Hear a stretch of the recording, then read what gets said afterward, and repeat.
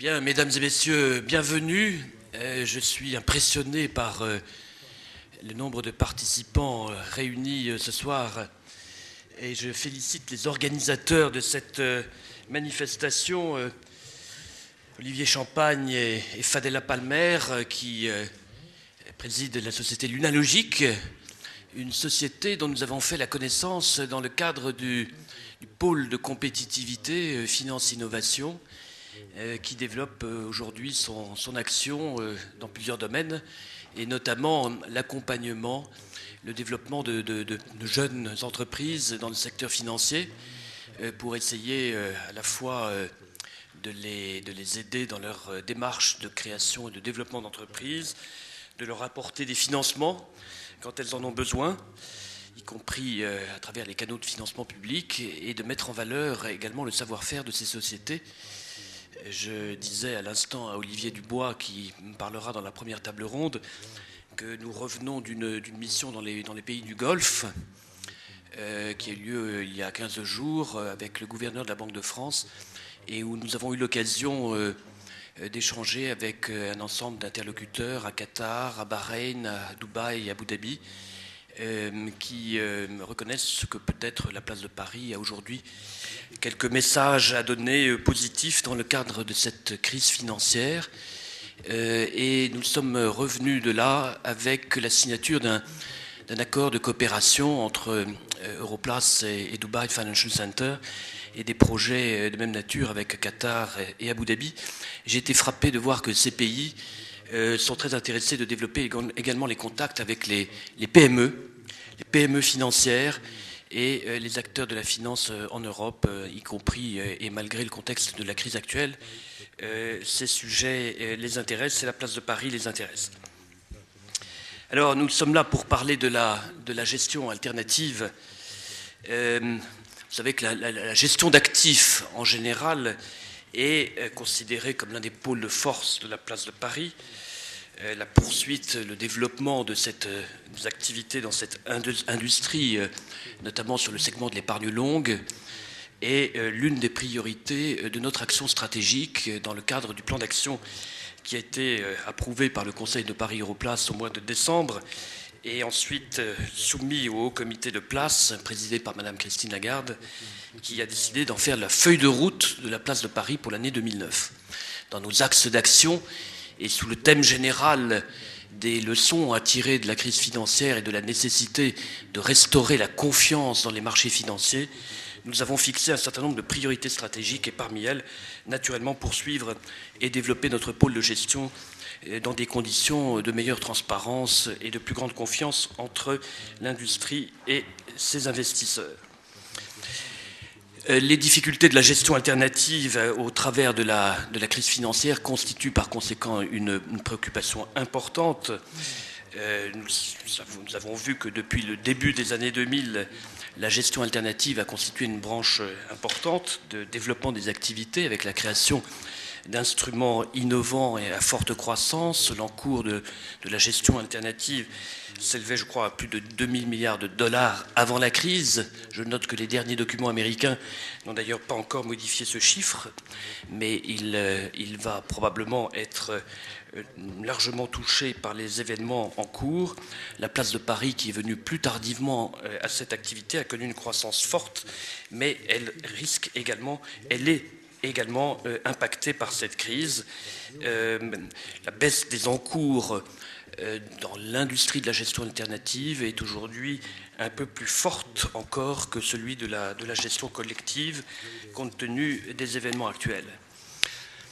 Une de nos préoccupations est que le monde politique et le président de la République, notamment à nouveau dans son interview télévisée de la semaine dernière, ont posé à plusieurs reprises des questions sur la responsabilité des hedge funds dans la crise et la nécessité d'une meilleure régulation de cette activité. Quels sont les enjeux, l'intérêt et le potentiel de développement de ces instruments, les difficultés à résoudre, les mesures à mettre en œuvre? Je pense que cette conférence de ce soir, qui vient à point nommé, nous permettra d'apporter quelques réponses. Je voudrais simplement, en ce qui nous concerne, d'abord rappeler que du point de vue de la place de Paris, l'industrie de la gestion alternative contribue de manière positive à la satisfaction des besoins des investisseurs et au développement de notre industrie financière, même si un certain nombre de difficultés et de questions se posent aujourd'hui, je vais y revenir. La gestion alternative est une forme de gestion de portefeuille active, sous la forme de sélection de titres sous-estimés. Alain, je parle sous votre contrôle, distressed ou à fort potentiel de croissance, surtout à l'origine axée sur la partie equity, mais qui s'est développée ensuite, active, c'est-à-dire sélective, avec des mécanismes d'arbitrage et visant notamment à exercer, ou le plus souvent à exercer une participation active à la gestion des entreprises dans lesquelles elle est investie pour en améliorer la performance. L'ensemble de ces caractéristiques et de ces fonctions présentent en soi un caractère positif, créateur de valeur et d'efficacité économique. Dans la période actuelle, il nous semble que la gestion alternative peut offrir à certaines catégories d'investisseurs qui ont besoin de réaliser des performances minimum du fait de leurs engagements l'avantage d'un rapport du capital sans risque, avec un minimum de performance. Prise globalement, elle a d'ailleurs montré une meilleure résistance à la crise en termes de performance comparée à la gestion traditionnelle, si j'en juge les chiffres qui m'ont été communiqués, avec une baisse de la performance moyenne de seulement 20%, comparée à 50% pour la gestion traditionnelle. Elle exerce également, je crois que c'est important de le rappeler, une influence positive sur la liquidité des marchés. Et c'est pourquoi, dans les débats européens, à l'heure actuelle, sur les développements des UCITS et dans le cadre de la mise en place des nouveaux textes sur la gestion, les deux secteurs qui retiennent l'attention sont le private equity d'un côté, c'est-à-dire l'investissement long dans les PME, et les hedge funds qui, à condition d'une meilleure transparence et d'un effet de levier maîtrisé, on va en parler, peuvent contribuer à une meilleure liquidité des marchés au niveau européen. J'ajoute que la place de Paris dispose d'un certain nombre d'atouts pour accompagner le développement de cette industrie. Vous vous rappelez que j'avais commis un petit article sur ce sujet, co-signé avec Xavier Rollet, qui est l'ancien patron de Lehman Brothers à Paris, qui fait parler de lui en ce moment dans ses développements d'activité, et l'ancien ministre Edmond Alfandéry, pour montrer les atouts qui étaient les nôtres et notre souhait, mais c'était avant la crise, d'attirer les développements de cette activité en liaison notamment avec les capacités qui existent dans nos écoles et nos universités. À l'évidence, un certain nombre de questions se posent cependant aujourd'hui sur à la fois le manque de transparence de certains fonds, l'effet accélérateur de la volatilité des marchés, notamment à travers les ventes à découvert ou la pratique des effets de levier de certains fonds à l'aide des produits dérivés. Un certain nombre de fonds alternatifs, comme vous le savez, ont été confrontés brutalement aux décisions d'interdiction de la vente à découvert et ont été dans l'impossibilité de se retourner vers les prime brokers, avec toutes les conséquences qui en ont découlé en termes d'insuffisance de liquidité et de risque de défaillance. Même si tous les fonds de gestion alternative ne pratiquent pas ces techniques ou des effets de levier aussi importants, il est clair que la question est posée d'une meilleure régulation de ces marchés et des mesures à mettre en œuvre dans ce domaine. Alors, c'est mon deuxième point très rapide. Quels sont les objectifs et les actions à mettre en œuvre et quelle peut être la contribution de la place financière de Paris dans ce domaine ? La question doit pour nous, évidemment, être traitée au plan européen et international. On observe d'ailleurs, me semble-t-il, une certaine convergence, au moins sur le constat, même si l'on observe des différences sensibles sur les méthodes, les procédures proposées. Les constatations faites à Londres et New York, comme à Paris, sont les suivantes. Un rôle devenu majeur aujourd'hui de l'industrie des hedge funds dans les marchés financiers. Ce marché a évolué d'un statut de niche dans la décennie écoulée, servant un public restreint vers un marché participant actif du marché global, regroupant un grand nombre de sociétés de gestion à multistratégie, servant une vaste diversité d'investisseurs institutionnels. La taille de cette industrie et la diversité des instruments offerts appellent à l'évidence la mise en place de meilleures pratiques J'ajoute que les récents scandales, et notamment l'affaire Madoff, plaident pour une réflexion approfondie sur une meilleure régulation de cette industrie. Les questions à traiter portent, me semble-t-il, on y reviendra tout à l'heure, sur une meilleure transparence des gestions, les pratiques d'effet de levier, l'utilisation des dérivés de crédit qui posent des questions à travers les risques accumulés, les pratiques de manipulation de cours, dans certains cas, les contraintes en matière de capitaux propres. Les États-Unis ont mis en place un Working Group on Financial Markets qui réunit le secrétaire d'État au Trésor, les présidents des conseils des gouverneurs de la Réserve fédérale et le président de la SEC. Celui-ci vient de remettre le 15 janvier dernier un rapport sur les bonnes pratiques en matière de gestion alternative qui appelle notamment à une meilleure transparence des gestions et à l'évaluation de la pertinence des stratégies d'investissement à composante de hedge funds. Ce rapport servira de base à l'élaboration d'une nouvelle régulation des marchés sur le marché américain. De même, à Londres, un hedge fund working group a été constitué et qui a émis un premier rapport en fin 2008 visant à introduire un code de bonne conduite pour les hedge funds, de même que l'AIMA, l'Alternative Investment Managers Industry, qui est une initiative d'autorégulation, a produit des standards de best practice. Mais je note que sur les 400 fonds de gestion UK britanniques, seulement 34 ont signé ces standards. Au-delà des seules meilleures pratiques et des thèmes mis en avant notamment par la place de Londres sur le placement privé, la place de Paris, à travers notamment l'action menée par l'Association française de gestion, plaide, comme dans le domaine de la gestion collective, pour l'adoption au niveau européen d'un corps de règles harmonisées visant une meilleure transparence du marché et une organisation professionnelle de cette industrie, avec le rapprochement de la gestion alternative du cadre des sociétés de gestion. Une consultation est en cours au niveau européen sur ces sujets. La place de Paris plaide pour un agrément des gérants, une régulation des gérants et des fonds, même si elle est légère, harmonisée au niveau européen avec un label européen. Il en va, à nos yeux, de la mise en place d'un marché européen de la gestion alternative utile dans le sens du concept de l'épargne utile que souhaite promouvoir l'Association française de gestion et compétitif dans l'environnement mondial. Paris Europlace est prêt pour sa part à participer à élargir le dialogue entre les sociétés de gestion, les investisseurs, y compris au niveau européen, et à témoigner plus fortement auprès des pouvoirs publics des enjeux de cette industrie, mais aussi des mesures souhaitables pour organiser une meilleure compétitivité de cette industrie au niveau français et européen.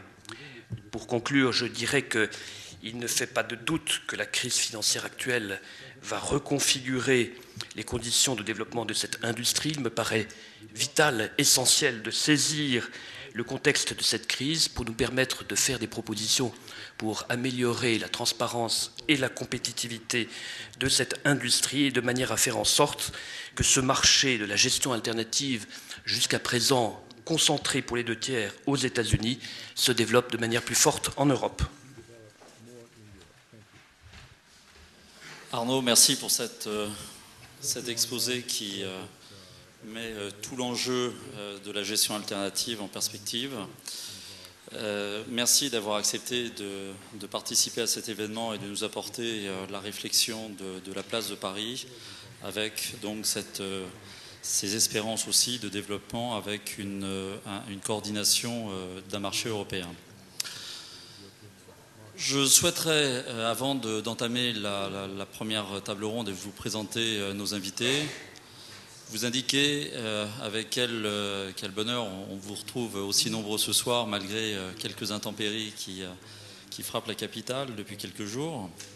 Mais nous avons évité le pire, puisque initialement, et certains d'entre vous avaient reçu déjà une invitation pour le 29 janvier, et nous avons su agir à temps pour pouvoir la mettre dans un moment quand même un petit peu plus simple pour tous. Je voudrais simplement, donc avant d'introduire nos invités, indiquer que l'Unalogique a choisi d'être active dans le domaine de la gestion. C'est une spécialité du domaine de ces différents conseils qui ont tous des formations universitaires très élevées. L'Unalogique développe également de la recherche et du développement et de l'innovation financière, souhaite participer à l'innovation financière de manière active. Et c'est dans ce cadre-là qu'avec Strapper, nous avons décidé d'intégrer des activités et de le faire de manière de plus en plus active et nombreuse. Une fois cela étant dit, nous avons souhaité également avec Fadila Palmer en fait, que cette soirée ne soit pas une soirée qui prenne le format d'un cours magistral, mais que vous ayez la possibilité de poser des questions et qu'il y ait un véritable échange qui se fasse entre vous et les professionnels, de manière à ce que vous puissiez poser directement des questions ce soir, plutôt que d'avoir finalement à avoir à interpréter par vous-même un certain nombre de choses sans pouvoir échanger directement. D'où la forme très ouverte de la tribune. Et ça va me permettre de vous présenter donc nos invités. Donc à ma droite, Cyril Blesson de Site Finance, directeur de recherche économique et institutionnelle. Immédiatement à ma droite, Alain Dubois, président du directoire de l'Ixor Asset Management, qui, je pense, en France, n'est plus besoin de présenter. À ma gauche, Patrice Poncet, qui a une réputation internationale, même s'il exerce beaucoup en France, il a également exercé beaucoup à l'étranger et a écrit de très nombreux articles. Il est professeur à l'Université Paris 1, Panthéon-Sorbonne et à l'ESSEC. Et enfin, Raphaël Trimédi, qui est directeur général délégué d'EFA France, EFA étant également étant à l'origine en fait un établissement placé à Luxembourg, qui s'est établi à Luxembourg.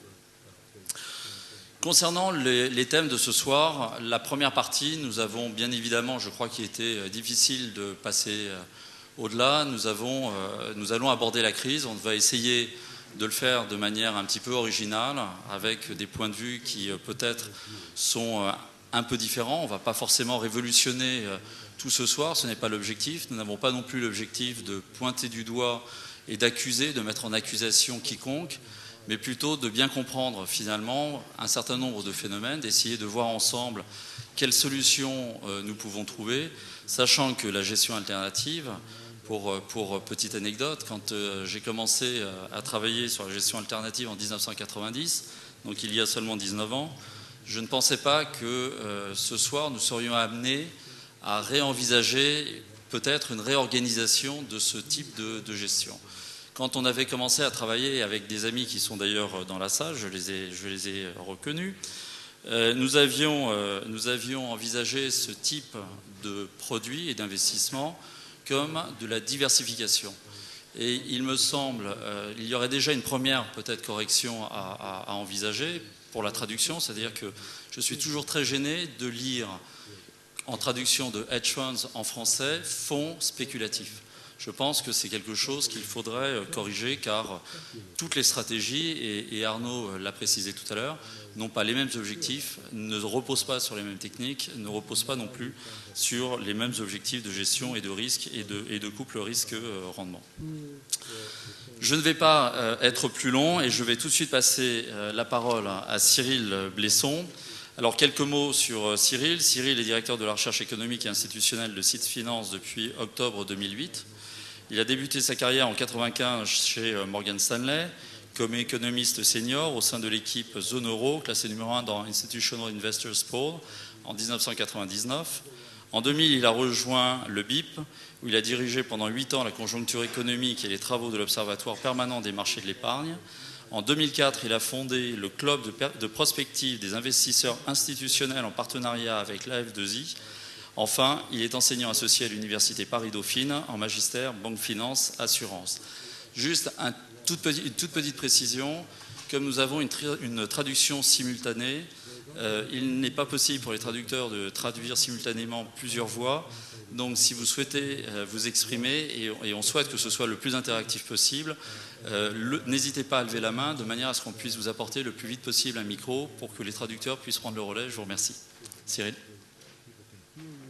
Merci. Merci, bonjour à tous. Merci à Lunalogic de m'avoir invité. Avec moi, Seeds Finance, un cabinet de conseil indépendant dédié aux investisseurs institutionnels. Donc moi, j'ai la lourde tâche d'être l'économiste de service qui doit résumer en 7 minutes la crise. Alors on va essayer de faire vite et d'être assez synthétique. Alors cette crise, il y a la longue liste des boucs émissaires que vous entendez tous les jours. C'est d'abord l'erreur de Greenspan, c'est la régulation trop souple ou trop rigide, c'est selon, c'est la distribution de crédit à des ménages insolvables, c'est la montée du hors-bilan, c'est la procyclicité des règles prudentielles, c'est la faillite des agences de notation, c'est les salaires des dirigeants et des traders, bien sûr, et puis c'est bien entendu les hedge funds, les méchants.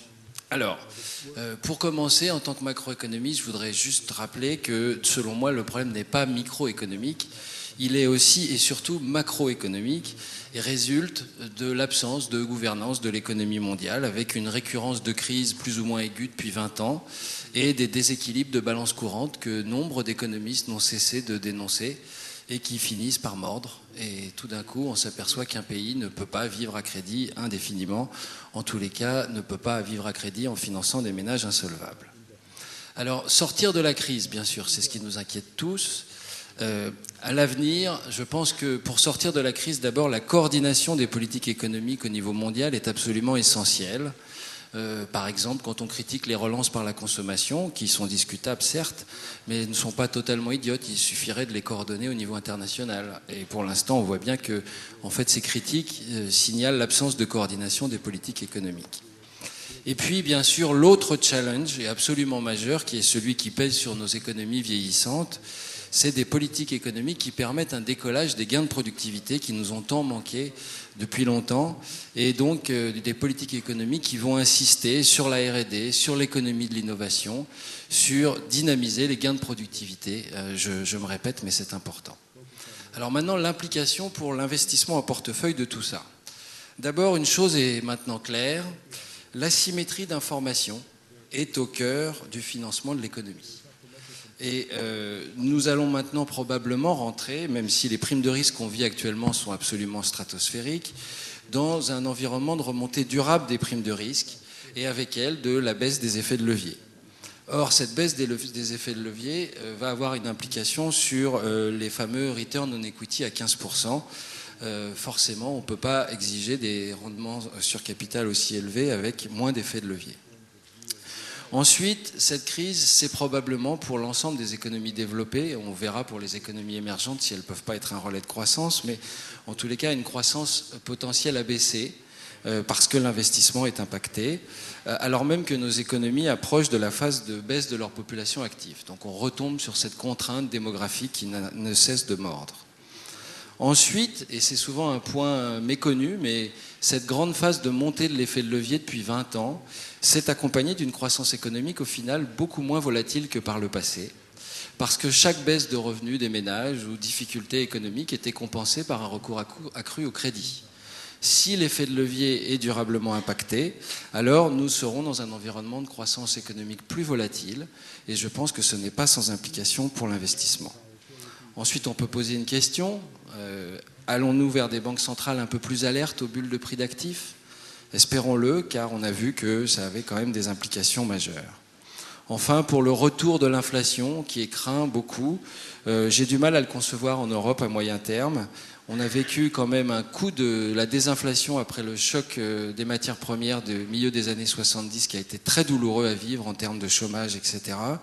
Et puis n'oublions pas qu'en Europe, nous avons un partenaire de poids qui s'appelle l'Allemagne, et que l'Allemagne a vécu une hyperinflation très douloureuse dans les années 30, et qu'elle a le poids politique en Allemagne très défavorable à un retour de l'inflation est absolument majeur. Alors bien sûr, une autre conséquence, c'est le retour des États, et puis le retour de la régulation. Alors le retour des États, c'est potentiellement une bonne chose. Aujourd'hui, en tous les cas, tout le monde y est favorable. La clé, bien sûr, c'est la nature de l'intervention de l'État et sa qualité, une nouvelle fois.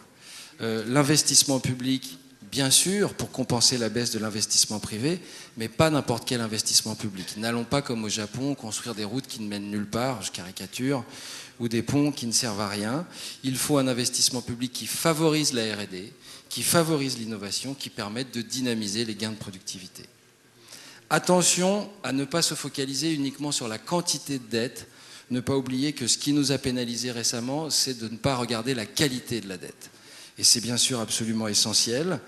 Si la dette publique finance des projets qui génèrent des gains de productivité, donc qui génèrent de la croissance potentielle et donc du PIB, à ce moment-là, on n'aura pas tellement de problèmes pour la rembourser. Alors, pour la régulation, la difficulté, c'est bien entendu de ne pas brider la prise de risque. Le rôle de la finance, c'est de financer les choix des entrepreneurs, les paris des entrepreneurs sur l'avenir.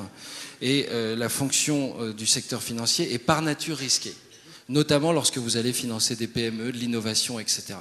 Donc il faut une régulation qui évite l'accumulation des risques opaques, mais qui ne bride pas la prise de risque. Et c'est bien là toujours le challenge de la régulation en finance. Attention, alors que les investisseurs viennent de redécouvrir le risque de liquidité, il faut absolument maintenir une certaine diversité des stratégies d'investissement qui jouent un rôle clé en assurant une liquidité dans les marchés à tout instant, comme ça a été dit il y a un instant. Alors, pour conclure, les investisseurs dans tout cela, c'est bien entendu, surtout d'ailleurs du témoignage de nos clients dont je vous fais part, on va vers un retour du contrôle des risques, une sélection des gérants accrue, une recherche de transparence maximale, et l'expertise des gérants est reconnue par les investisseurs institutionnels comme étant essentielle dans des environnements économiques et des marchés plus volatiles. On va probablement passer de l'asset management au yield management. On entend beaucoup de directeurs financiers nous dire « nous ne pouvons plus subir des pertes annuelles de 40% qui impactent notre résultat financier ». Enfin, les institutionnels sont très à la recherche des secteurs d'avenir aujourd'hui. Notamment, on note un retour d'intérêt pour l'investissement socialement responsable, pour l'investissement durable. Et enfin aussi, on remarque un retour vers les actifs tangibles. Alors, peut-être juste 2 mots pour conclure. J'ai demandé à Jean-François Bay, qui connaît mon président, qui connaît bien mieux le monde de l'asset management que moi, quels étaient les 2 changements clés qui allaient structurer un petit peu les pratiques des investisseurs institutionnels. D'abord, l'émergence des UCITS 3, bien sûr, et 4 à venir. La nature des fonds juridiques des fonds va perdre de l'intérêt. Ensuite, Solvency 2, la gestion va passer par les budgets de risque et plus par les classes d'actifs. Donc le match d'avenir n'est plus entre la gestion alternative et la gestion classique, puisque la gestion classique s'est emparée des techniques de la gestion alternative, les leviers, les dérivés, les shorts, etc. Mais plutôt entre les gestions actives et les gestions passives, qui sont au demeurant complémentaires. Nous pensons chez SIDS que dans l'environnement macro et financier des années à venir, les gestions actives ont de l'avenir, surtout que la crise offre aujourd'hui des opportunités dans des marchés absolument disloqués, et notamment avec moins d'intervenants pour les saisir, puisqu'il y a moins de hedge funds, on en a parlé, et il y a aussi moins de fonds propres des banques qui vont chasser les imperfections de marché. Merci beaucoup. Merci Cyril, merci pour cette vaste description. Je pense que c'est la démonstration que malheureusement la crise en fait ne touche pas qu'un seul aspect, mais touche en fait est vraiment en fait une crise plurielle. Alors je me tourne vers Patrice Poncet. Heureusement nous avons peu de temps parce que sinon j'avais un CV originalement de 19 pages et nous allons faire plus court ce soir. Professeur de sciences de gestion agrégé à l'Université de Paris 1, Panthéon-Sorbonne, professeur de finance et ESSEC Business School, directeur du Master 2 Recherche Finance de Marché Paris 1, directeur de l'école doctorale de l'UFR de sciences de gestion, conseiller financier auprès de marchés financiers et d'institutions financières, ancien professeur visitant à New York University, des domaines de recherche, comme j'indiquais, donc les produits dérivés, les taux d'intérêt, la théorie de l'investissement et de la couverture, théorie de gestion de portefeuille et mesures de performance. Auteur de nombreux ouvrages, et nous avons eu le plaisir d'accueillir Patrice Poncet à un rendez-vous de la finance à Paris le 15 janvier dernier, au cours duquel il a présenté avec le co-auteur donc Roland Portet leur dernier ouvrage Finance de marché édité chez Dalloz. Alors tout ça pour dire que tout simplement en fait à Paris, ce sera en fait mon résumé, je vous passe la parole tout de suite. C'est la preuve qu'il y a énormément de compétences, de capacités de recherche et de développement dans de nombreux domaines, et notamment dans le domaine bien sûr de la finance, ce qui nous intéresse et ce qui nous concerne ce soir. Et je crois que Patrice voudrait nous donner un petit aperçu par rapport aux risques. Merci Olivier. Le professeur que je suis est un peu frustré parce qu'il va falloir tout faire tenir en 5 minutes. Mais c'est la règle du jeu, elle a été acceptée. Donc je vais essayer de m'y tenir. Donc le thème que j'ai choisi, c'est un peu le rôle de la finance quantitative dans la gestion alternative, et d'ailleurs plus généralement dans la finance, sachant que les quants, la finance quantitative, a fait souvent l'objet d'attaques aussi virulentes que grotesques. C'est un peu comme si, parce qu'un ingénieur avait mal fait ses calculs et qu'un pont s'était écroulé, il fallait mettre tout le génie civil à la poubelle. Donc il est inutile d'insister sur le fait que ces attaques sont idiotes. Et je vais essayer de vous montrer en quoi, effectivement, la recherche, et quand je parle de la recherche, bien entendu, je ne parle pas que de la recherche académique. S'il est un domaine où la symbiose entre les universitaires et les professionnels est là, c'est effectivement en matière de gestion et de finance de marché plus généralement. Donc je ne vais pas parler que de recherche académique, mais de recherche tout court, sachant que la place de Paris est remarquablement bien armée pour faire face aux défis, aux 2 grands défis dont je vais parler tout à l'heure. Après, vous avez brossé très rapidement l'image de la gestion alternative. Comme cela a déjà été dit, la gestion alternative est fondée sur en fait 2 idées. La première, c'est qu'on va offrir, pour compléter le marché aux investisseurs, un couple rentabilité-risque qu'on ne retrouve pas nécessairement ailleurs, en n'oubliant pas que le premier enseignement de la finance, c'est que si vous voulez avoir plus en moyenne de rentabilité, il faut accepter avoir en moyenne plus de risques. Et la deuxième idée, c'est qu'on peut tout de même, malgré la théorie de l'efficience des marchés, que j'ai enseignée pendant 30 ans, trouver effectivement des inefficiences à exploiter. Et c'est parce qu'en particulier, il existe des gens qui essayent, via la gestion alternative, d'exploiter ces inefficiences, que ces inefficiences sont réduites. Ça ne veut pas dire qu'il ne peut pas y avoir de risque systémique, hein, la preuve, mais toute chose égale par ailleurs, les inefficiences sont réduites par ce genre d'activité. Alors, les caractéristiques, avant d'arriver aux 2 challenges, les caractéristiques, vous le savez, je vais aller rapidement, de la gestion alternative, c'est d'une part, en principe, une décorrélation, un caractère très fortement non gaussien des distributions de rentabilité, avec une asymétrie à gauche très très marquée, c'est-à-dire une probabilité faible d'avoir des pertes très importantes, mais quand elles sont très importantes, elles le sont vraiment. Des distributions qui sont pointues, leptocurtiques, une autocorrélation sérielle dans les rentabilités. Bref, toutes ces choses qui remettent profondément en cause le modèle gaussien habituel qui est dépassé pour la plupart des actifs dont nous parlons. En particulier, le caractère illiquide de nombre d'actifs détenus par la gestion alternative, illiquidité qui crée d'ailleurs de l'asymétrie, on peut démontrer ça, renforce le challenge que je vais vous proposer tout à l'heure. Sans parler des très forts effets de levier et de quelque chose dont on parle moins aussi, mais qui est important. Il n'y a pas que l'effet de levier, il y a aussi l'effet de transformation. L'effet de transformation, ça c'est un métier traditionnel des banquiers, hein, transformer des ressources courtes en emplois longs. Bon nombre de hedge funds font ça aussi, ce qui a rendu d'ailleurs le problème la potentialité de risque systémique plus grande. Alors les 2 challenges sont les suivants. Vous avez un challenge au niveau de tout ce qui est modélisation à des fins d'évaluation et de couverture, pricing and hedging. Et puis vous avez des challenges en ce qui concerne les mesures de risque. Bien entendu, ces 2 sujets sont assez fortement reliés. Il faut peut-être changer de paradigme. Une chose a l'air assez sûre, c'est que le paradigme espérance-variance est insuffisant. Les investisseurs exhibent une préférence pour la symétrie à droite. Il faut tenir compte des corrélations sérielles. Il est probable que les fonctions de comportement sont telles qu'on les a enseignées et décrites, sont trop simples. Je regarde par exemple ce que fait mon voisin, ça peut rentrer dans ma fonction d'utilité. Je ne prends pas que des performances absolues, je me compare à d'autres. J'ai une aversion pour la perte, le risque n'est pas pour moi symétrique. Enfin, toutes ces choses qui remettent en cause le paradigme et qui vont nous inciter à changer de modélisation. Alors on a plein de pistes, les professionnels comme les académiques travaillent. Alors je vous donne quelques pistes parce que j'ai très peu de temps, mais travailler justement sur des fonctions d'utilité différentes, travailler sur des processus stochastiques différents, par exemple des processus de Lévy avec des sauts. Hein. Le monde n'est pas diffus, il y a des sauts. En matière de brownien, bon, sans doute qu'il faut passer au brownien fractionnaire, hein, le coefficient de Hurst n'étant sans doute pas égal à 1,5.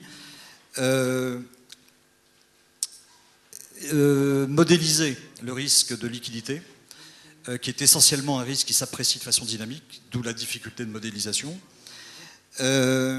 Prendre en compte l'incertitude. En anglais, ça s'appelle ambiguity, et on commence à avoir des modèles qui introduisent de l'ambiguity. L'idée est très simple et extrêmement importante à mes yeux.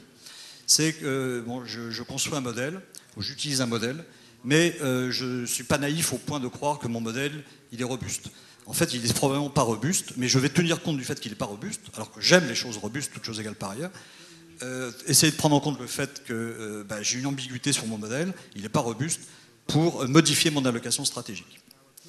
En particulier, toutes choses égales par ailleurs, on peut montrer que ça augmente votre aversion au risque, entre autres choses.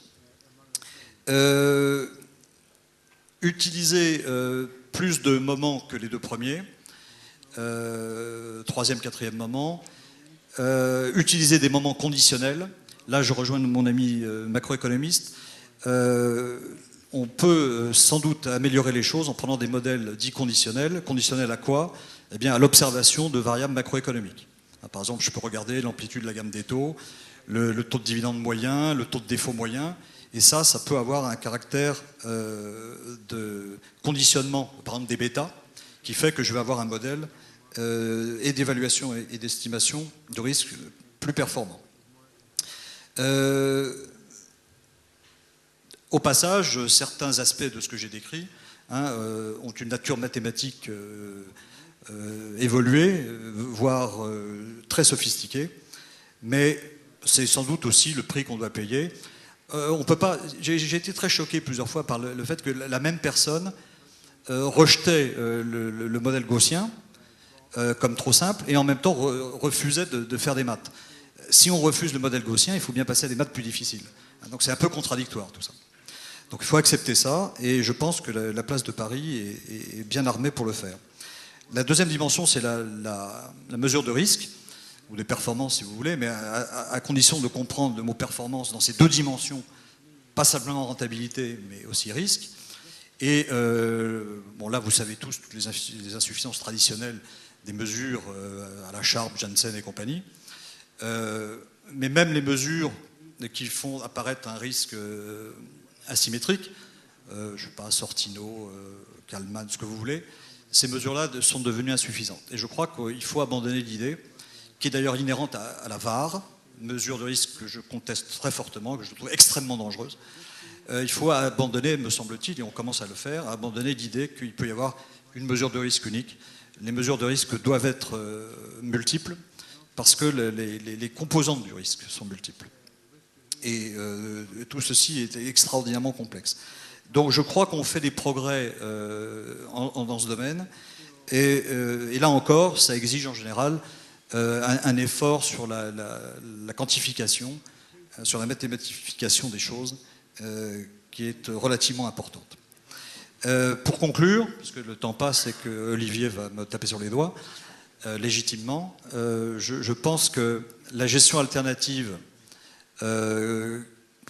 qui, si on réfléchit bien, n'a pas fait si mal en termes relatifs, les actions ont perdu 40% tout de même, a de l'avenir. Elle est utile et elle s'appuiera, qu'on le veuille ou non, sur un appareillage quantitatif sophistiqué et qui se sophistiquera encore. Merci. Patrice, merci. Il me semble qu'il y a là encore une quantité, une densité de réflexion très importante et très intéressante sur la manière d'approcher un certain nombre de sujets et la manière d'approcher la valeur ajoutée d'une gestion telle que la gestion alternative. Je ne vais pas faire de mauvais jeu de mots sur le problème de courbe gaussienne avec une dérive sur la gauche, puisque les 5 minutes ont été un petit peu dépassées, mais c'est pas grave. Un tout petit peu. On va continuer à rentrer de plus en plus dans le monde pratique et ce que vous vivez et ce que vous partagez régulièrement par l'intervention de Raphaël Tridemi, qui est donc directeur général délégué de EFA France. Il a rejoint EFA en juin 1999 en tant que directeur relations clientèle et était par la suite responsable du service d'acquisition clientèle, des nouveaux projets ainsi que du lancement de nouveaux services administratifs offerts par EFA. Avant de rejoindre EFA, Raphaël a passé 4 années chez Ernst & Young en tant qu'auditeur. Raphaël, une petite question en fait pour faire suite au sujet qui vient d'être abordé par Patrice sur un plan plus académique mais qui a des conséquences pragmatiques comme il l'a rappelé et des conséquences directes. Finalement, la crise telle que plusieurs d'entre nous dans la salle l'avons vécue, comment est-ce qu'un administrateur de fonds, sachant que la place de Luxembourg est une place extrêmement importante dans le domaine de la gestion alternative, et EFA a choisi également Paris comme deuxième zone de développement, ce qui prouve que Paris est également un centre important pour ce type de gestion. Comment est-ce qu'un administrateur a pu réagir par rapport à cette situation, notamment en termes de risque opérationnel ? Merci Olivier. Alors je rassure tout le monde, j'ai également un passeport français parce que vous avez beaucoup décrit la maison mère basée à Luxembourg. Nous sommes présents en France et on est bien entendu convaincus que le marché parisien est un marché très porteur en termes de gestion et notamment de gestion alternative. Alors tout d'abord, je vais partager votre avis. Je crois que la gestion alternative, les gestions innovantes ont bien entendu un avenir. L'actualité fait naître un nombre incroyable d'opportunités. La prime qui est déjà payée et qui va être payée pour des produits dits liquides et des produits qui apparaissent comme sûrs étant très importante, je crois qu'il y aura un transfert de toute manière naturelle vers des produits plus risqués, des gestions alternatives et des gestions innovantes. En termes d'impact et la manière dont tu as pu vivre la crise, un administrateur de fonds, que ce soit à Luxembourg, que ce soit en France ou partout ailleurs, je crois qu'il y a 2 problématiques. La première, on l'a évoqué, c'est la transparence. Et la deuxième, je crois qu'elle a trait à la manière dont l'industrie est construite et la chaîne de valeur de l'industrie. Alors, la transparence, tout d'abord, je crois que c'est la capacité à démontrer quel est le sous-jacent véritable qui est dans votre portefeuille et quel est le véritable risque qui est lié. Et on en a parlé tout à l'heure, plus le produit est compliqué, plus le produit est complexe, plus cette opacité ou plus cette notion d'opacité peut exister. Donc le grand challenge pour l'industrie et tous les acteurs de l'industrie, c'est d'être capable de démontrer cette transparence et d'être capable d'y arriver avec des outils objectifs et qui doivent faire face à la complexité. Et un exemple très pragmatique, c'est la crise des subprimes. Et finalement, lorsqu'on parle de monétaire dynamique, et bien c'est d'être capable, tant du côté du gérant, mais également de l'ensemble des intervenants sur un fonds monétaire dynamique, sur un fonds investi dans des residential mortgage-backed securities, et bien c'est d'être capable d'expliquer quel est le sous-jacent, qui est finalement très basique, et donc d'expliquer le risque qui est lié, et de pouvoir avoir un investissement ou de pouvoir investir en fonction de cette connaissance-là et du risque qui est lié. Le deuxième élément qui nous paraît important, nous, en termes de valorisateurs, c'est la chaîne de valeur. On parle du gérant, et bien entendu, c'est la conviction du gérant, c'est la stratégie du gérant, c'est la qualité du gérant qui fait beaucoup la qualité du produit. Au-delà de ça, et l'activité récente nous a démontré que l'impact pouvait être sérieux, il y a l'organisation des prestataires de services que vous allez utiliser et la notion de conflit d'intérêts et d'indépendance. Et là, je crois que dans les hedge funds, autant d'ailleurs que dans la gestion traditionnelle, l'avenir va faire que la sélection des prestataires et l'indépendance entre ces prestataires, le valorisateur, le dépositaire au sens du contrôle, le conservateur et le dépôt et le réseau de conservation et le réseau de sous-dépositaires sont des éléments qui vont être appréhendés différemment par les prestataires, par les gérants, bien entendu, qui ont cette sélection à faire, mais également par les investisseurs, et notamment les investisseurs institutionnels. Et je crois qu'on a tous intérêt à aller dans un monde où on essaye d'éviter les conflits d'intérêts, et on fait émerger des prestataires spécialisés et des prestataires qui seront capables d'apporter des réponses opérationnelles efficaces par rapport à la gestion alternative, comme on l'a fait par le passé pour la gestion traditionnelle.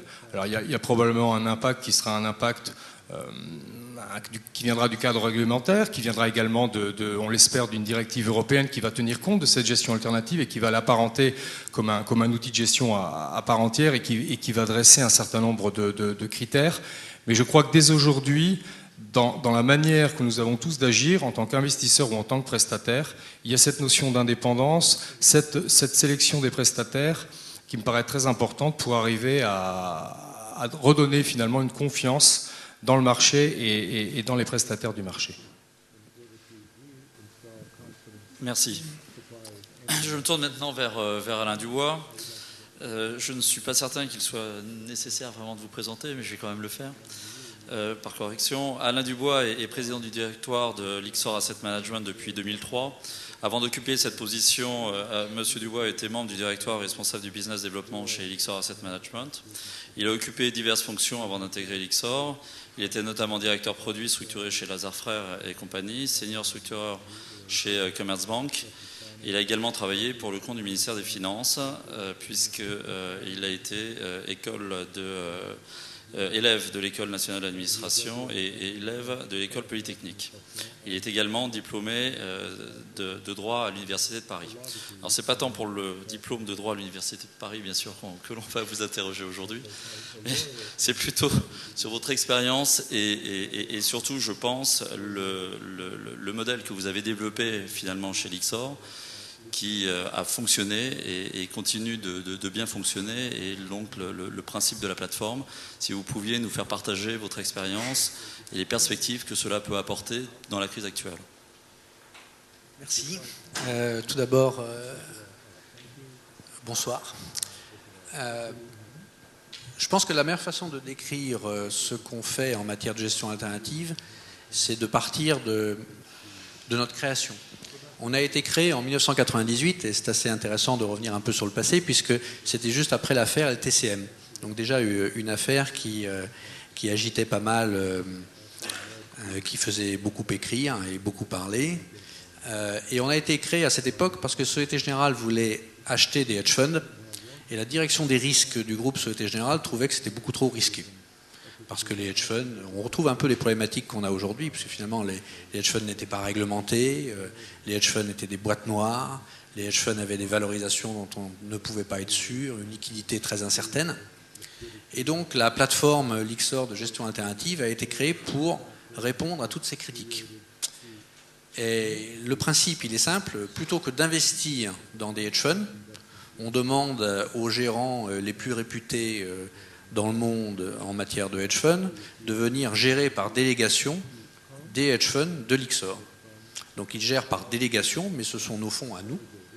Donc on conserve le contrôle, on détermine avec eux les limites d'investissement, les limites en matière de levier, levier minimum, levier maximum, des règles en matière de diversification des actifs, des règles en matière d'instruments qu'ils ont le droit d'utiliser, des règles en matière de liquidité, et d'autres encore. Et ainsi on a alors comme ce sont nos fonds à nous, on a évidemment une transparence totale sur ce qu'ils font. Ce sont nos fonds, on a les positions, on a des équipes qui sont capables de suivre les positions. Donc on a la transparence complète sur les fonds, et on a également un contrôle qui est effectué par nous sur la valorisation, le gérant par délégation n'ayant aucun rôle dans la valorisation. Donc de cette façon, on a un modèle qui permet d'atteindre deux objectifs. Le premier objectif, c'est que, bon, je crois que ça sera intéressant d'y revenir, mais l'investissement en hedge fund est un investissement, je crois qu'il faut le dire, qui est une proposition en termes de risque-rendement qui reste très intéressante. Et particulièrement dans le contexte actuel, il y a des opportunités d'investissement, des opportunités d'arbitrage qui sont tout à fait intéressantes dans beaucoup de stratégies. Donc les hedge funds, c'est intéressant en termes, c'est un risque de marché qui est intéressant. En revanche, autant il y a de bons risques dans les hedge funds, autant il y a des très mauvais risques qu'il ne faut pas prendre. Et les mauvais risques, c'est bien entendu les risques de fraude, les risques opérationnels, etc. Les risques de style drift, enfin tous les risques de type opérationnel que vous ne voulez pas prendre sur les hedge funds. Et avec cette plateforme, on se donne les moyens de ne pas prendre ce risque, puisque, encore une fois, ce sont des fonds à nous, on a la transparence totale, donc on a pour ambition, et on évite tous les risques de type fraude, opérationnel. On n'a bien évidemment pas investi dans Madoff, on n'avait pas investi dans Amarante. Je veux dire, tout ceci est par nature impossible. Donc on évite ces risques opérationnels. Deuxièmement, il est toujours plus intéressant de savoir ce qui se passe que de ne pas savoir ce qui se passe. Acheter un hedge fund en l'achetant comme une boîte noire, en ne sachant pas ce que fait réellement le gérant, sauf en allant le voir de temps en temps, en faisant des due diligence, en regardant comment se comportent les rendements. C'est évidemment le minimum, hein, c'est évidemment indispensable, mais il est évident que si vous avez vous-même les positions, si vous savez ce qu'ils font, si vous avez des équipes d'analystes qui sont capables de comparer ce que fait tel hedge fund par rapport à l'autre, vous êtes capable d'identifier vraiment quelle est la source de rendement, vous êtes capable d'identifier d'où vient la performance. Parce que un mauvais hedge fund qui à un moment donné a une mauvaise performance, par exemple, il va pouvoir ruser en quelque sorte avec cette mauvaise performance. L'une des ruses qui peut exister, c'est d'augmenter le levier. C'est clair que quand quelque part vous avez de mauvais rendements, vous avez toujours une tentation d'augmenter le levier. Alors évidemment, vous augmentez le rendement avec plus de levier, mais vous augmentez aussi le risque. Donc ce n'est pas une proposition intéressante en termes d'investissement. Donc ce sont des choses, il est intéressant d'aller voir ce qui se passe sous le capot en quelque sorte. Donc deuxième avantage, être capable d'avoir une transparence sur ce qu'ils font réellement, et donc d'être capable de déterminer réellement quel est l'investissement qui est le bon investissement, quel est le gérant qui produit réellement de l'alpha, quel est le type de risque qui est pris, comment construire une allocation qui est adaptée à un tel ou un tel compte tenu de ces contraintes assez diverses. Donc voilà, une plateforme avec deux avantages. Premièrement, un contrôle du risque opérationnel, et deuxièmement, une capacité de regarder réellement ce qui se passe à l'intérieur des hedge funds et avec des gestions avec des gérants qui sont parmi les meilleurs du monde. Par exemple, dès 1998, nous avions sur notre plateforme Paulson, dont aujourd'hui tout le monde parle. À l'époque, il était beaucoup moins connu. Eh bien, il est déjà rentré sur notre plateforme à cette époque-là. Il y est toujours. Donc, nous avons de très très grands gérants de hedge funds sur notre plateforme. Et alors, l'année 2008 est une année qui est quand même une révélation, puisque ce modèle que nous avions toujours défendu depuis 10 ans, nous avons juste 10 ans, nous avons toujours défendu ce modèle contre beaucoup de personnes qui ne l'acceptaient pas. L'année 2008 s'est révélée vraiment une année qui a révélé ce modèle d'une façon complète, puisque c'est précisément l'année où il y a eu beaucoup de risques opérationnels. Et grâce à cette plateforme, on a été capable d'éviter la plupart des risques opérationnels. On pourrait parler aussi de Lehman, mais on a réussi quand même à éviter la plus grande partie du risque Lehman, plus les risques d'investissement qui existaient par ailleurs. Et au total, sur l'année 2008, on a été capable de produire des rendements pour nos fonds de fonds qui sont investis sur cette plateforme, qui sont...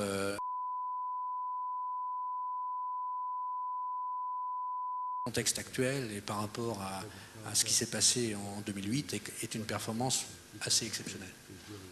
Voilà. Donc, en résumé, les hedge funds, c'est une proposition intéressante. D'ailleurs, bon, il serait intéressant de revenir sur ce point, sur la crise et les hedge funds. Les hedge funds sont rentrés dans la crise. En réalité, pour revenir sur ce que disait Cyril tout à l'heure sur la crise, il y a un chiffre que les analystes macro de l'IXOR aiment bien mentionner tout le temps, c'est celui du levier dans l'économie. Il y a une statistique qui est intéressante, c'est le ratio entre le total des bilans des banques et le PIB. Ce ratio est aujourd'hui aux environs de 60%, alors que dans les années 90, il était de l'ordre de 30%, et dans les années 80, il était aussi bas que 10%. Donc vous avez un levier qui a été très important, et la crise actuelle, c'est largement une nécessité de réduire ce levier important. Les hedge funds sont rentrés dans la crise avec un levier qui n'est pas si important. On n'est pas sur des leviers comme les leviers de Lehman qui étaient de l'ordre de 40 ou 50. Les hedge funds sont rentrés dans la crise avec des leviers de l'ordre de 2. Ils se sont comportés en 2007 et en 2008 de façon très raisonnable. Alors évidemment, je ne parle pas des cas de fraude. Je parle des hedge funds, des grands hedge funds ayant une bonne réputation et qui ont bien performé. Ils ont réduit leur levier durant la crise. Ils sont maintenant à des leviers de l'ordre de 1,5, avec souvent beaucoup de cash même à investir. Donc ils sont assez bien positionnés. Et vu la situation des marchés où il y a des opportunités dans à peu près toutes les stratégies, que ce soit l'arbitrage de convertibles, le vol arbitrage, le stat arb, enfin vous avez énormément de stratégies qui sont très performantes, l'investissement en gestion alternative est intéressant. Et si vous êtes capable d'investir dans la gestion alternative tout en vous assurant que vous ne prenez pas de risques opérationnels excessifs, c'est une proposition aujourd'hui qui est très intéressante. Je pense qu'il y a 3 thèmes qui me semblent déjà intéressants à évoquer. C'est 1, la transparence.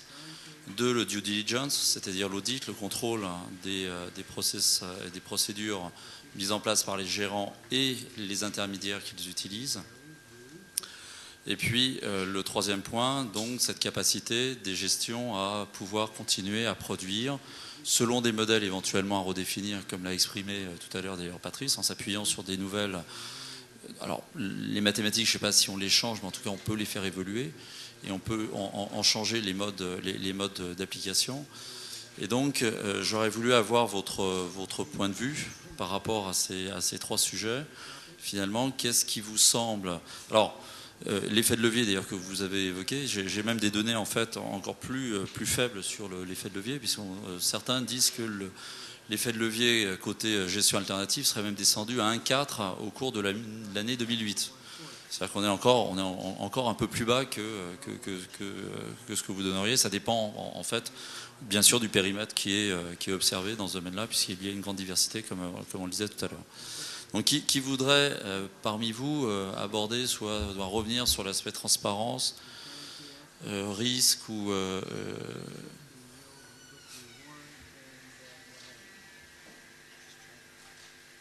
Question voilà. Ah, Augusta.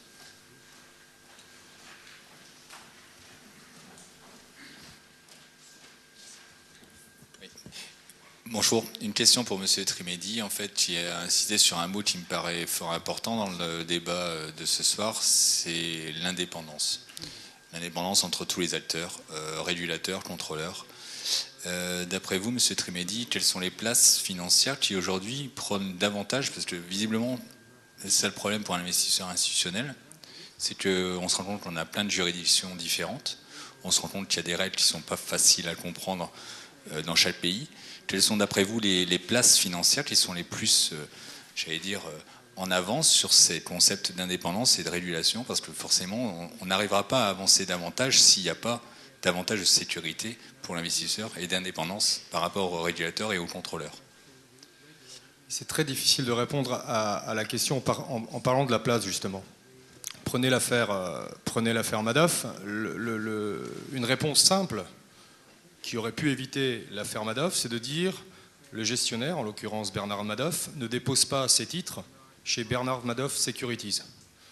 Si on a un réseau de sous-dépositaires qui détient les titres Bernard Madoff, il devient extrêmement compliqué de monter ce genre de fraude. Alors voilà une réponse simple qui est indépendante de la place. Je crois que la grande force, pour revenir à Paris, la grande force de la place de Paris, il me semble, c'est que lorsqu'on la regarde de l'étranger, il est de notoriété publique que les autorités de tutelle exercent des contrôles et une pression suffisante sur les acteurs pour que ceux-ci reproduisent cela dans leur schéma. Donc il y a un impact de l'autorité de tutelle en l'occurrence.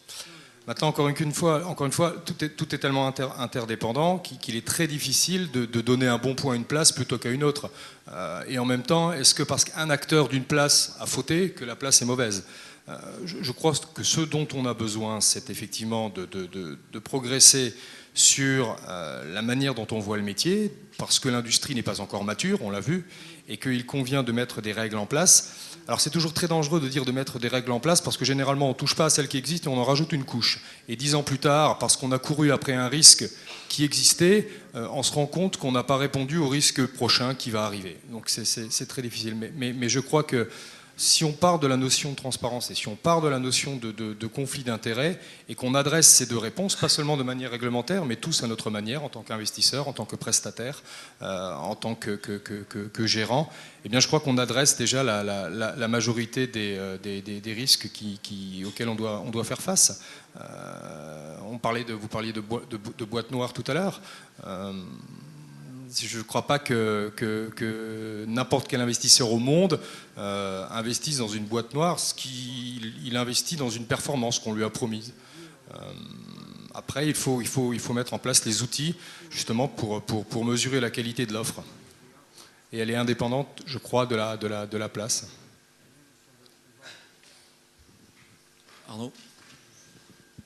Non, je veux juste également souligner, à mon avis, l'importance essentielle de cette question. Je crois que c'est une des questions les plus importantes. Et il me semble que les pratiques de la place de Paris dans ce domaine sont peut-être justement un peu en avance.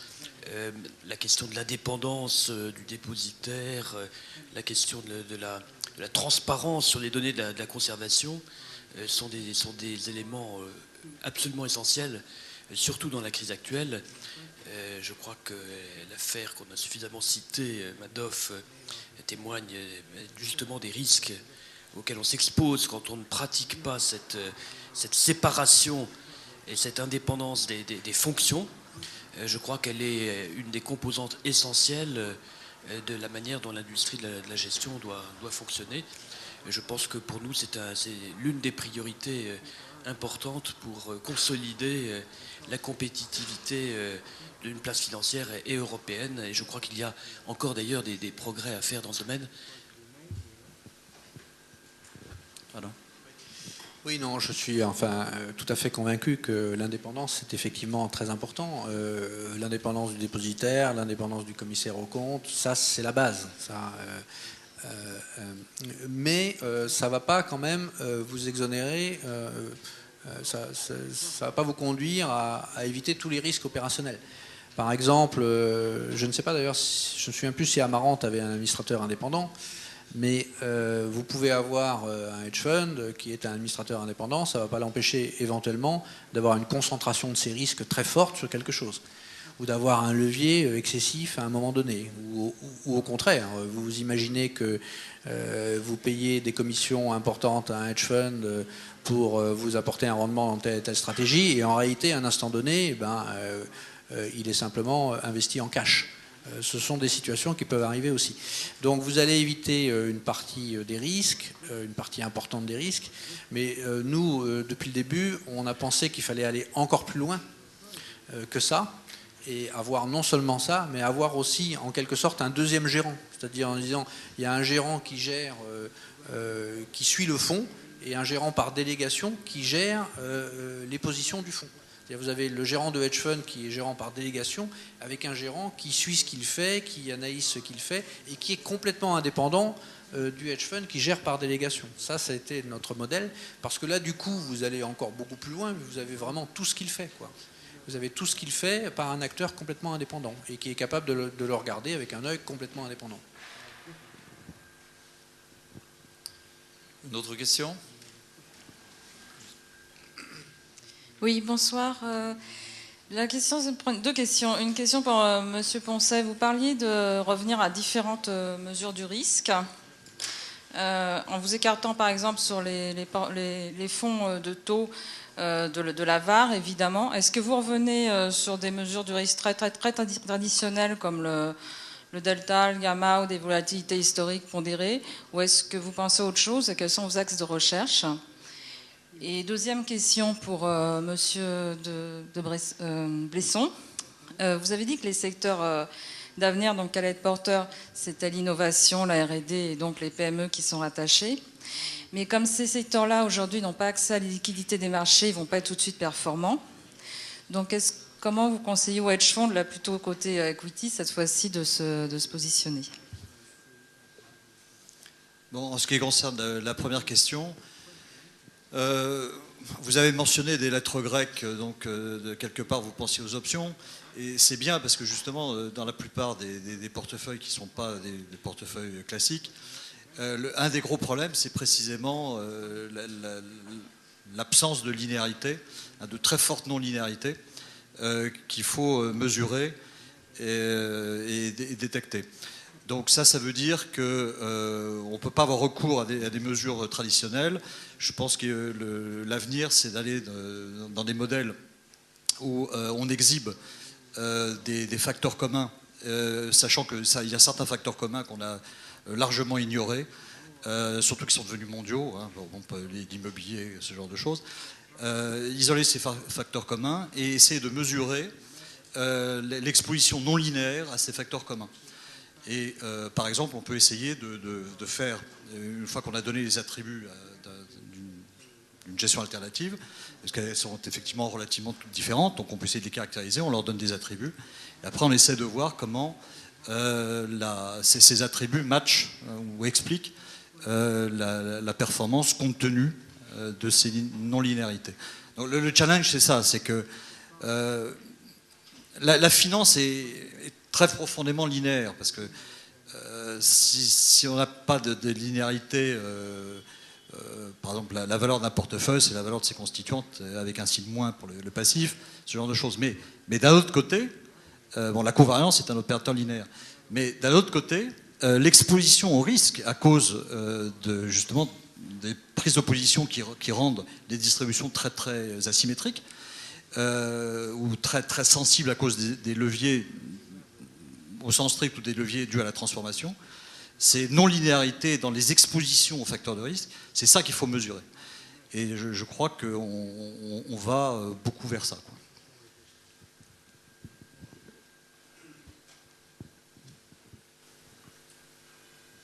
Je ne pense pas que les PME, l'innovation soit le terrain de chasse des hedge funds, honnêtement. Je pense que c'est plutôt une problématique de private equity, d'investisseurs institutionnels qui ont des passifs très longs. On parlait de développer l'épargne longue pour la place de Paris et qui vont essayer justement d'amener ces gains de productivité qui nous manquent à l'heure du vieillissement. Mais c'est à la fois une problématique de politique publique, d'investissement public, de stimulation de la R&D et puis d'inciter les investisseurs institutionnels et de faciliter le travail du private equity ou des banquiers de détail d'ailleurs qui ont un rôle à jouer aussi dans le financement des PME. Mais je ne pense pas que ce soit là un terrain pour la gestion alternative. Avant de repasser la parole à la salle, j'ai moi-même une question en fait par rapport à la réglementation, même si c'est des choses qui ont déjà été un petit peu abordées. Comme vous le savez, donc les propos présidentiels récents ont réabordé ce sujet-là.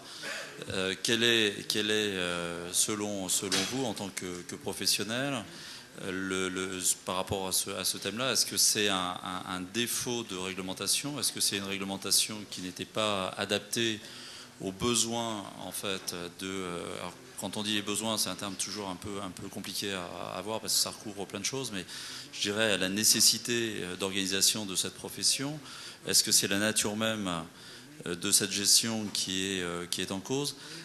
Par rapport donc au sujet réglementation, finalement, comment est-ce que l'on pourrait, si on devait l'aborder, comment est-ce qu'on pourrait répondre à ce thème-là pour pouvoir traduire par rapport à la crise et donc aux perspectives aussi donc d'évolution de ce compartiment, comment est-ce qu'on pourrait traduire les choses? Oui, alors je pense que le sujet réglementation est un sujet qui est très très différent des deux côtés de l'Atlantique. Je pense que le sujet réglementation est d'abord un sujet américain. Qu'en Europe, le problème se pose beaucoup moins parce que par quelques bouts qu'on regarde les hedge funds en Europe, ils sont réglementés. Il n'y a pas de pays en Europe, enfin un gérant de hedge fund nous disait récemment, on parle de réglementation des hedge funds, mais moi je suis à Londres, je suis gérant de hedge fund, je suis réglementé, je suis enregistré auprès de la FSA, j'ai une dizaine de compliance officers dans mes locaux en permanence, et j'ai la FSA qui m'inspecte tous les ans. Ça c'est la situation de base en Europe. La gestion des hedge funds en Europe est réglementée. À ma connaissance, il n'y a aucun pays où elle ne le soit pas. Donc, c'est pas tellement un sujet européen. Alors, ils sont réglementés en plus du point de vue du gérant, mais ils sont réglementés aussi du point de vue de la commercialisation, avec des choses comme la directive MIF. Ils sont réglementés aussi du point de vue du marketing. Ils sont réglementés du point de vue des abus de marché, avec la directive abus de marché. Donc en fait, ils sont réglementés également en termes de levier, simplement par la présence du prime broker, qui d'ailleurs, certains prime brokers sont comportés très durement vis-à-vis des hedge funds ces derniers temps. Je pense que le moins qu'on puisse dire est que les hedge funds ont subi très fortement la réglementation indirecte par les prime brokers. Alors qu'aux États-Unis, il y a ce débat, puisque il n'y a pas aujourd'hui d'obligation de réglementation des gérants de hedge funds. Donc je pense que le débat est surtout là. Au contraire, alors, ce qu'on voit en Europe, je pense qu'une certaine réglementation supplémentaire en Europe pourrait être très utile, notamment pour créer par exemple des fonds de fonds européens, les alter UCITS dont parle l'Association française de la gestion par exemple. Il y a à l'occasion de ce débat une tentative de certains en Europe pour au contraire déréglementer les hedge funds. C'est assez curieux en fait, mais malgré le discours politique ambiant, il y a la volonté de beaucoup d'imposer ce qui s'appelle le régime de placement privé européen, qui revient à une déréglementation massive des hedge funds en Europe. Je doute que ça avance. Et en tout cas, je n'y suis pas favorable. Merci. Juste pour ajouter un tout petit point, je suis d'accord avec Alain pour ne pas être favorable à ça, mais d'un autre côté, il ne faut pas confondre plus de réglementation avec une meilleure réglementation. Je pense que la réglementation, Alain l'a dit, elle est là. Elle était sûrement pas optimale. Et plutôt que d'essayer d'en faire plus, je pense qu'il faut surtout essayer de faire mieux. Je vous donne juste 2 exemples. Le premier exemple, c'est que c'est assez clair que la réglementation de type, je ne suis pas un expert dans ces questions, mais de type BAL, est procyclique, dans le sens que si la valeur des actifs augmente, vous êtes en fait incité, vous avez le droit, tout en respectant vos ratios Cook ou McDonald's maintenant, vous avez le droit d'augmenter le levier. Donc quand ça va bien, vous êtes incité à en faire encore plus, et quand ça va mal, au contraire, là on voit la spirale dans l'autre sens, et ça va de plus en plus mal, et on vous impose des ratios de plus en plus compliqués.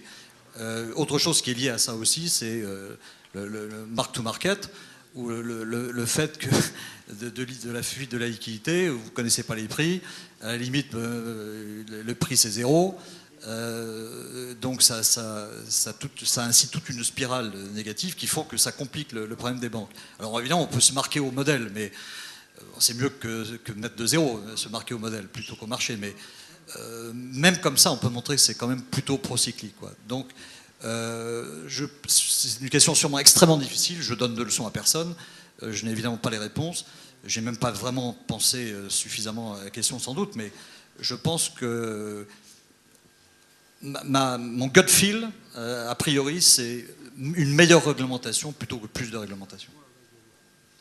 Merci. Compte tenu du temps qui passe, ce que je vous propose en fait, c'est que nous passions à la deuxième table ronde, de toute manière qui vous donnera l'occasion aussi de poser d'autres questions et de continuer les points de réflexion qui ont été abordés au cours de cette première table ronde. Et tout simplement, je remercie nos invités de cette première table ronde d'avoir participé et répondu si brillamment à nos questions.